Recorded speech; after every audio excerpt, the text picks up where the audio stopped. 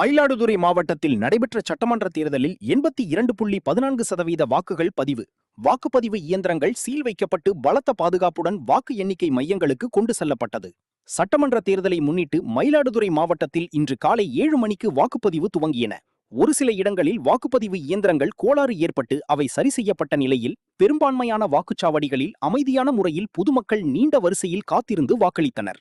மயிலாடுதுறை, சீர்காழி, பூம்புகார் ஆகிய 3 தொகுதிகள் மயிலாடுதுறை மாவட்டத்தில் உள்ள நிலையில் இவர்களுக்காக 951% வாக்குச்சாவடிகள் அமைக்கப்பட்டிருந்தன.